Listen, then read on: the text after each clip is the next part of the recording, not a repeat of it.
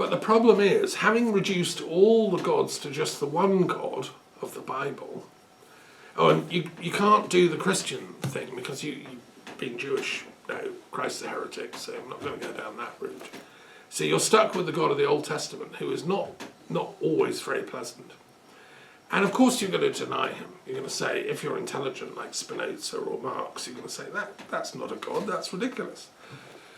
But the mistake is, you don't then revisit the original premise of which Judaism is founded on, which is all the gods of all the peoples of all the earth, India, China, the Celtic world, Europe, Greece, right? They're all non-existent. That was the mistake intellectually, I think. And I think if I'd have had a chance to talk to Milton Friedman, I think in about 2 hours of conversation, I could have turned him round to realising that ethics is really important and that he didn't have the right to dream up a sort of economic materialism model that would destroy the lives of whole continents like Latin America, which had a noble and long history, or Asia, or India, or, Britain. But anyway, he's dead. I hope he's in the Heavenly University doing his studies now and being forced to study philosophy. I hope they're making him read my books. Because somebody's got to. Okay, I want to... are there any comments on that before I move on? Okay, hopefully you'll read it. I think it's in French. A long time ago, maybe 10 years ago. You did read it? Yes, of course. Yeah. I'm surprised you didn't read it before. I'm just so slow. I just apologise. Because people who are named complotists, yes, just they know books like this. Sure. So once you read that book, it's difficult to trust politicians. And you see that there is behind states some forces that exist.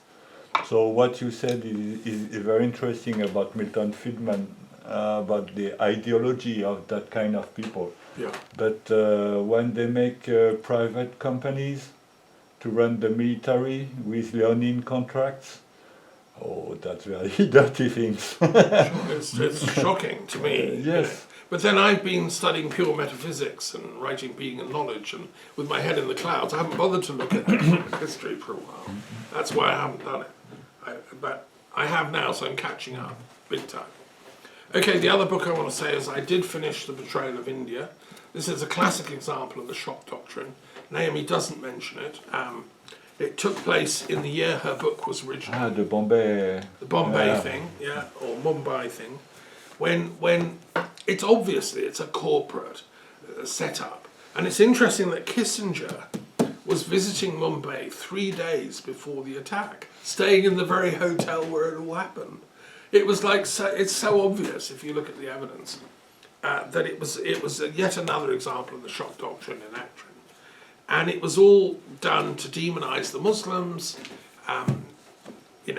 Naomi does talk about this a bit, and she is not one that agrees with that because she's got many Palestinian friends. She's campaigned for the old vision of Rabin, a Palestinian equality with Israel as a two-state solution. And she's a true Jew, I would say, Jewess, such as my friends are. But what he says in the very end of the book, and I finished it a couple of nights ago, the overall conclusion is this. Noting that India's major institutions are suppressing the true facts on the 26th of the 11th, noting the prevalence of torture and illegal practices by Indian police forces, noting the use made by governments of synthetic or false flag terrorism, noting the increase in the number of synthetic or false flag terrorist operations committed around the world since 2001, noting that the attacks of the 26th of November manifest 6 criteria of the false flag operation, I consider the conclusion highly plausible that major institutional actors in India, the United States, and possibly Israel were complicit in conceiving, planning, directing, and executing the attacks of the 26th of November. In order to conceal their hand, the plotters had to design and promote their operation to appear to be attacked by Pakistan jihadists. The events of 2611 were composed of two parallel operations, one which targeted the hospital, the railway station and other sites, and those that targeted hotels and the Nariman House, which was a Jewish social centre.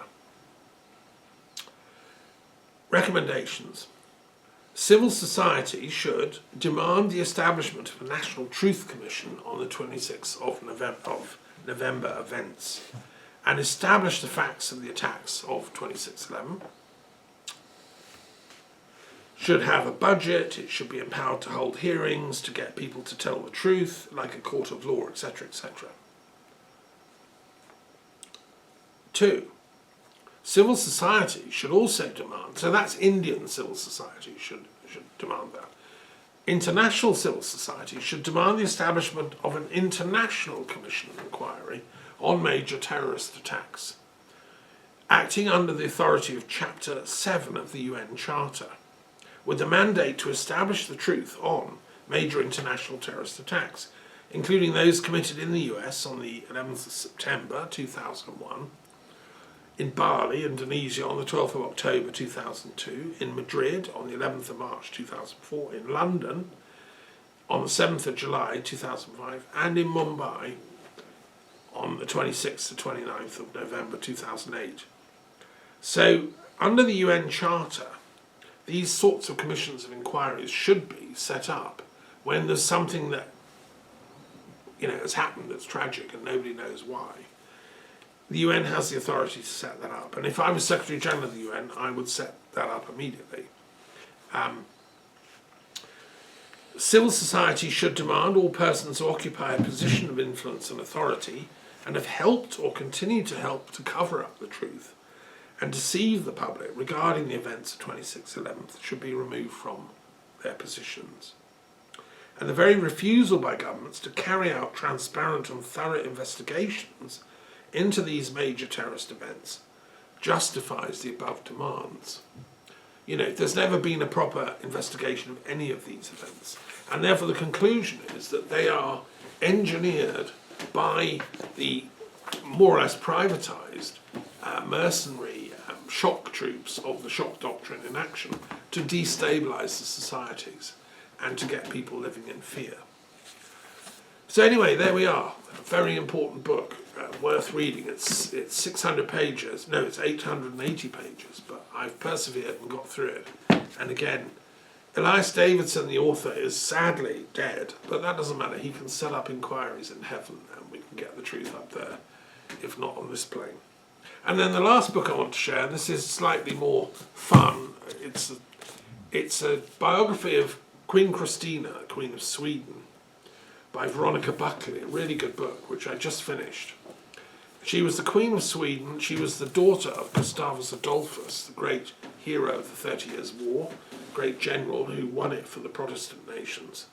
And then she oversaw the Treaty of Westphalia, which was an incredibly important peace treaty in Europe, set up the current system of nation states could be independent and each choose their own religion. So Protestant states, fine, they can do their thing, Catholic states can do their thing, and Muslim states can do their thing. That's the logical consequence.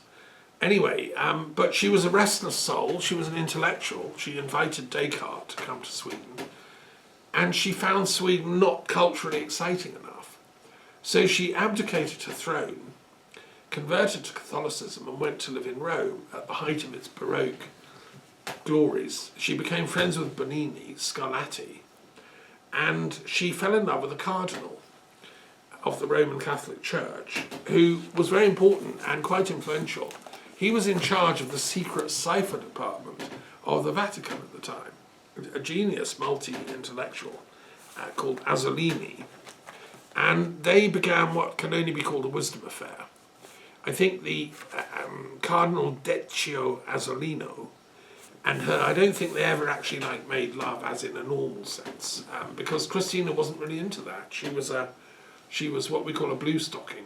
She liked ideas. She loved the philosophy club here if she could come, and she didn't need to sleep with somebody to prove that she loved them, and she didn't want to conceive. So So I think, no, they probably were just platonic lovers, and that's what I call a wisdom affair. So the book is amazing. It tells the whole story. She came to France, met Louis XIV, had all kinds of escapades. At one point she wanted to become Queen of Naples, because she kind of regretted losing her throne.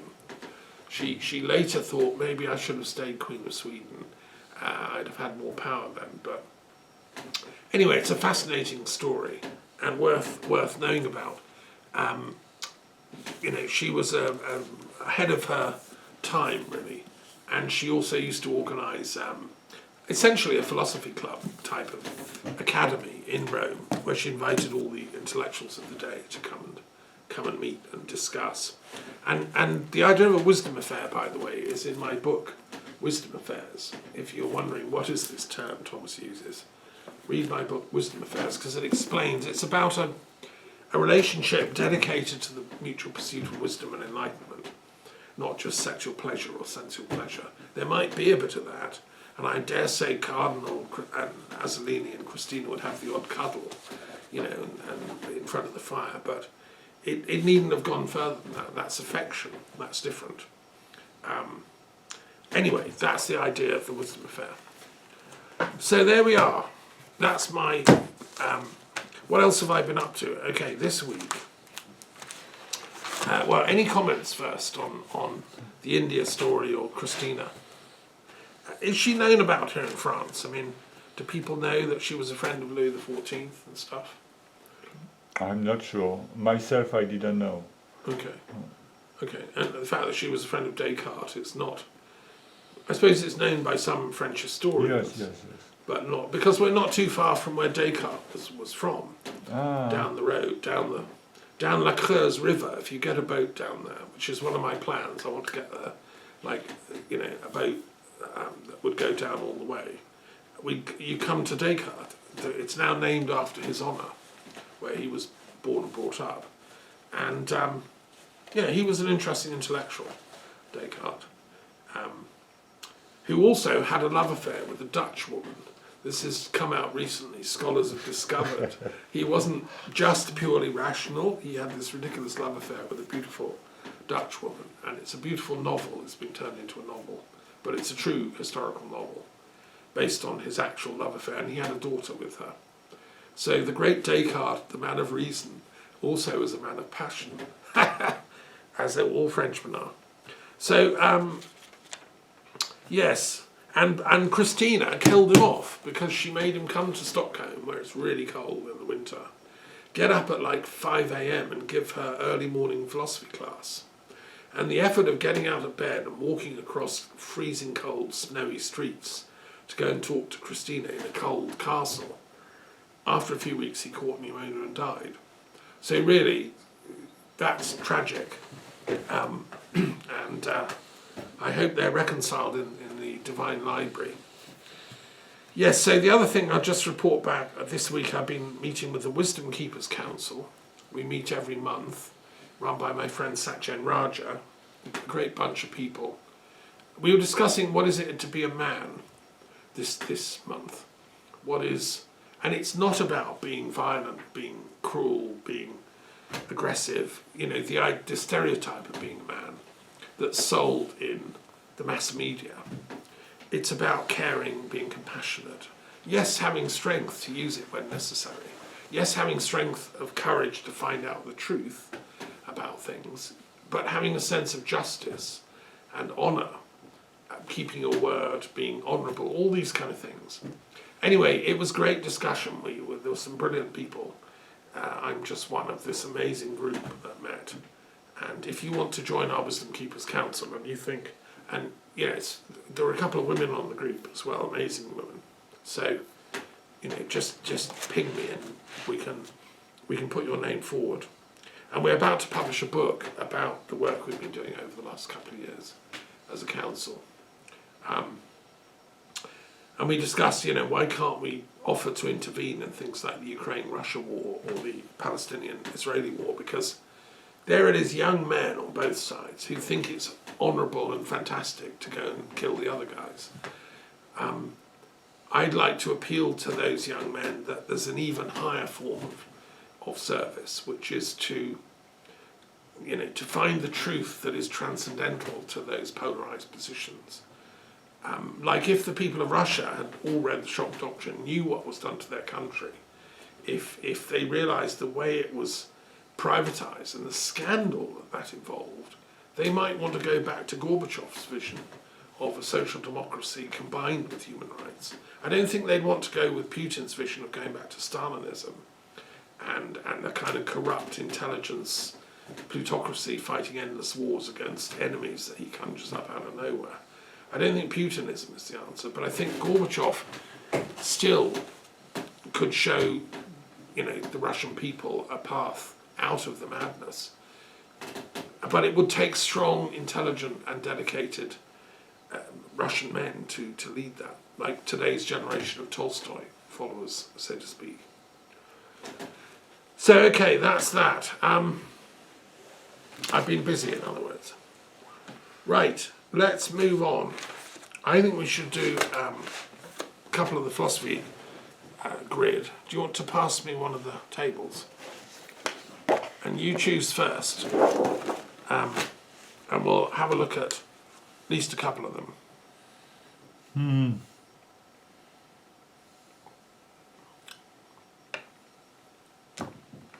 Human atheism? 68? Yes, that's a good one, yeah, apropos what I've been talking about, yeah. Right, okay. And I'm going to go for number 70, which is Renaissance humanism, next to it. So, yes, I'll start with the, I'll start with the one you went for, 68, atheism. It's a Greek word meaning there is no God. Atheos denies the existence of. But then that hinges on how you define the God that you're denying. It doesn't deny transcendental. It needn't deny some kind of transcendental reality, although most people that throw the term atheist around would tend to deny. And there is this problem of, so I've invented some new specialist words. I've invented the word monoatheism, which is what I was talking about with Jewish atheism, which is there's only one God and I deny the existence of that God. That's monoatheism. Then there's polyatheism, which is I accept there are different gods, many gods, but I deny the existence of all of them. Now, I'm the first guy to ask for this distinction in atheism. It doesn't exist among philosophers at the moment. And I think that's because philosophers haven't been doing their homework. Atheism is too cumbersome a concept to be subtle about. And I think we need to be subtle about it because it's a matter of life and death. I have a friend who was in Iran, young woman, friend of mine, student. She was caught up in the revolution against the Shah. She was on the left politically, and she was campaigning, walking up and down the streets, freedom for women, freedom from oppression. We support the revolution. And for the first few months, it was fine. They were like, yeah, that was great. Everyone was, I remember, 1978, I think, when it was happening. Around then, yeah. Maybe 79, and Khomeini went back from France in exile, but then he and his lot took over control of the revolution, and the secular, more atheist types on the left were gradually silenced by the hit squads that were sent out by the Shiite theocracy that was now clamping down, and she was arrested, and held in prison, and for many, many, many months. And they were treated badly. I'm not sure the extent to which she was tortured, but just being arrested and put in prison is like torture. And at one point she was then, after some months, taken to an office and she was interviewed and questioned. And the key question they asked her was, do you believe in God? She knew, because she talked to other people, that if she said no, I'm an atheist, she would have been shot or killed immediately. No question. so she said, yes, I do. Because sort of deep down she does. She just doesn't really believe in the same God that these torturer types believe in. She's a Muslim and she believes in Sufism and poetry and much of the Quran, but she's a rationalist and she has a degree in mathematics in London, and she doesn't believe in the God of Islamic terrorism. But she didn't tell them all the details or she would have been shot. Anyway, that's how she survived. She lived. And eventually they let her out of prison and she escaped to Europe, and that's where I met her in London. She lived close to where I lived. And so this matter of whether you're an atheist or not can sometimes become a matter of life or death. I'll give another example, which is Berdyaev, great Christian existentialist philosopher. He was protesting the Bolsheviks. He said they're crazy. They were shooting dissidents. They were shooting anyone that wasn't a Bolshevik by the time of 1921. They'd engineered a civil war and they were now slaughtering, everyone that they called a, backslider, saboteur, whatever. They had words for it. They'd arrested and killed off a lot of the Russian Orthodox Church dignitaries because they were trying to steal all their gold and plates from their churches. Anyway, Berdyaev was hauled up to answer in the interrogation chamber. He was arrested. And he proceeded to give them a 3-hour lecture in philosophy and ethics. And he fortunately had been captured by a couple of intellectual Bolsheviks who understood what he was talking about. And he said, look, we don't believe in the old God, that old God of official religion, no, but on the other hand, we can't throw it all out. You can't get rid of people's faith and belief in the Bible and ethics, or the country will go mad. So what we have to do is introduce gradually through education and understanding that the old kind of God that we used to believe in needs to be updated. We've got to take on board the findings of modern philosophy and science, realise that God is actually a process, a verb, not a noun, and that God is like being itself. Now, nobody can deny being, existence, because we all are. So there's got to be something behind it. And that's what most people mean when they say God, because the word Yahweh actually means existence in Hebrew. And that's what Christ meant by it. And so what we've got to do is approach this philosophically and gradually show our brothers and sisters that are still believing in the literal meaning of the Bible or the Quran or these other theistic texts, that they need to be a bit more scientific and dare I say it, more existentialist. So anyway, that's what Berdyaev said, and the Bolshevik elite who were interviewing agreed with him. They weren't going to shoot him. They let him go home, and they actually paid for a taxi for him to go home. And then a few weeks later, Lenin let him leave the country as a refugee, and he took refuge here in France and lived here for the rest of his life, like many intellectuals, and wrote some fantastic books, including one about Bolshevism as a religion. He said it was like a religion, but they just weren't very clever. I mean, the point of the story is Lenin was like an atheist, but he wasn't a very clever one. He hadn't made the distinctions necessary, and he was throwing the baby out with the bathwater. But anyway, what are your views on this question of atheism? Is it a label you've identified with, ever? It's a little difficult to answer. No, I prefer to say I'm a Christian, but really closer to the Father than to the Son, maybe. But I really appreciate what you said about atheism and Berdyaev. Was very interesting to me. I have some books by him, and they're as also a being, in French. Seeing God as a being is As a verb. Verb, yes. Yeah.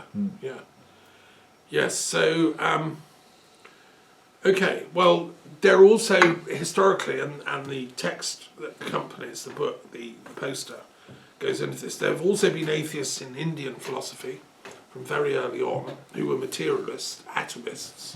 There were atheists in Greek philosophy, Democritus and others who denied the existence of the gods and said you could explain everything through the corpuscles, we call the atoms, coming into being. And so, you know, atheism existed also in certain schools of Chinese thought.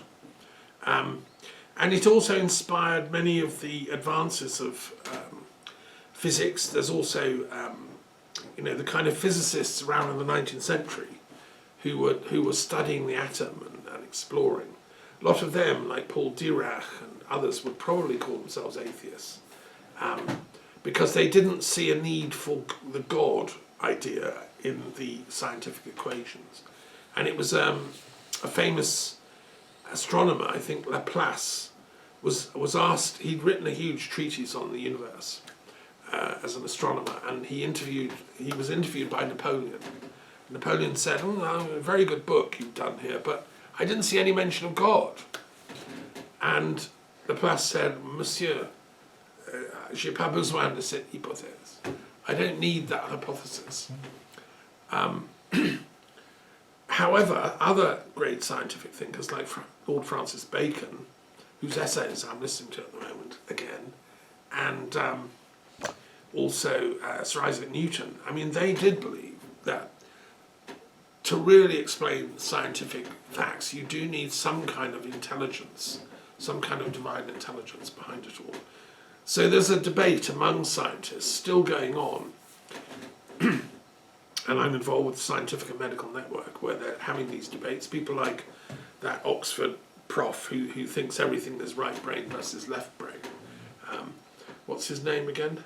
McGilchrist. Yeah, McGilchrist. He, you know, he's addressing this debate. I'm not sure he'd be on the atheist side of it, but I'm not quite sure where he'd put the God bit in his equations. He sort of skirts around that. But anyway, it's an exciting time to have these discussions, and that's why I set up this thing, the Centre for the Study of Divine Intelligence. I take the view that if atheism is wrong, and there is some kind of theos or creator being, or if beingness has a cause, then it has to be fairly intelligent to have created a universe this complex, this vast. I mean, every cell is unbelievably complex, beyond our imagination. We still don't fully understand how they operate. And if you study advanced science in biology, in neurology, in physics, in chemistry, I mean, it creates wonder in one. How can the divine intelligence have done all that? And I think that's a question worth asking. So I've had various meetings and conferences on that topic. And I think each of the faiths has something to contribute. The Muslims, with their Quran and their teachings of Sufism, they have light to shed on this question. How does God create out of nothing or out of the divine void? Hinduism has got a lot to offer, you know, and all the other faiths of the table. So I think there's still interesting discussions here. Now we come to the next one, which is Renaissance humanism. And this is a smaller number, maybe 100,000 people at the moment would come into this category. I think I'm probably one of them. Because when I studied for my degrees at the University of London, I fell in love with the Renaissance as a time period. It's so fascinating. And the rediscovery of Platonic ideas, you know, the republication in Florence of Plato's dialogues in Latin, in sumptuous handwritten editions, and the then discovery of the Hermetic texts from the ancient fusion between Greek and Egyptian philosophy in Alexandria. Those came to Europe, Florence, and then they spread out to London, Paris, and elsewhere. And this whole breed of Renaissance humanists developed. And they're fascinating thinkers.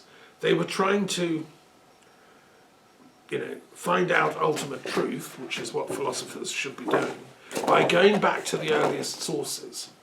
They were saying, look, we've kind of lost the plot here. We've been fighting in Europe, Protestants versus Catholics, Jews getting clobbered, everyone fighting everyone else, Muslims being part of the fighting. Let's go back and look at the original texts and study and see what's what. Let's try and track down the divine intelligence. And this movement known as humanism, it helped set up the academy in Florence. It set up academies in Paris and in London, where intellectuals devoted themselves to the study of ideas, and realised that's important. It's not simply like some icing on the cake of a barbarous society. It's getting to the roots of it. So some of the people involved include Erasmus, who was a Renaissance humanist, Marsilio Ficino in Italy, Pico della Mirandola, who was a young man, a genius really, Luther's friend Melanchthon, Thomas More, who was a Catholic and a great humanist, Petrarch, who was one of the founders of this whole thing, an Italian poet, Dante, another poet, John Dee in England, who was one of my heroes when I first heard of him, a magus, and he was interested particularly in the Hermetic mysteries and what later became Freemasonry. And then, of course, the artists, but they were also intellectuals like Leonardo da Vinci, Michelangelo, Raphael. They were not just painters, they were intellectuals. And we have the diaries and the writings of these great minds who wanted to create beauty in the world. And so for them, the Renaissance was a rebirth of beauty. The word Renaissance means that. Francis Bacon is one of the most important English intellectuals at the time. An Italian Pomponazzi, who wanted to reconcile Aristotle and Plato in a sort of rebirth. These are great thinkers, and I would include Gemistus Plethon, a Greek intellectual who brought the ideas of Plato centre stage, and his talks in Florence helped create the academy there. So these people weren't atheists, but they wanted to know for real what is reality, what is truth. Paracelsus is a slightly later example, and Comenius and Hartlib, they were intellectuals in the 1600s and Leibniz, they grew out of Renaissance humanism and they became the sort of early modern humanists, if you want. So that the idea was that you can subject what Bacon called the idols of the tribe. We're born into a society where this is given and you have to believe in it, and if you don't, you're a heretic. These people were rejecting all that. They were saying, no, we want to think for ourselves. Shakespeare and other great poets of the day, they were talking about human freedom in the real sense. Not in the pathetic sense, that Milton Friedman talks about, like freedom to oppress other nations and set up corporations to steal their resources. No, that's in the Shakespearean, that's a tragedy. Somebody should write a play about all this shock doctrine as a tragic, no, true freedom is the freedom to love, to create beauty. But how do we do it, And Leibniz was part of that latter day movement, I think, he was prepared to look at Chinese thought, and that gave us the binary mathematics from the I Ching that was given to him by some Jesuit missionaries in China that underlie the whole digital revolution that we've got going. So I think, I'm with the Renaissance humanists and the early modern intellectuals and I think they kind of sit on the fence about, no, they don't sit on the fence about the existence